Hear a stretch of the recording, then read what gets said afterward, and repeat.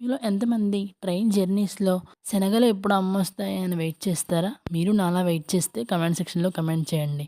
అంతే రుచికరంగా ఇంట్లో ఎలా చేసుకోవాలో చూద్దాం. ముందుగా ఉల్లిపాయలని, కొత్తిమీరని శనగ తురిగి పక్కన పెట్టుకోండి. ఒక గ్లాస్ శనగలకి 2 గ్లాసులు వాటర్ పోసి తగినంత సాల్ట్ వేసుకుని కుక్కర్‌ని 3 విజిల్స్ వేపించండి. ఇప్పుడు స్టవ్ మీద బాండీ పెట్టుకుని స్టవ్ వెలిగించుకోండి. తగినంత నూనె వేసుకొని ఆవాలు, జీలకర్ర, శనగపప్పు, మినపప్పు కాస్త వేగాక ఎండుమిరపకాయలు, కరివేపాకు వేసి ముందుగా పక్కన పెట్టుకున్న ఉల్లిపాయలని ఈ తాలింపులో వేసుకోవాలి.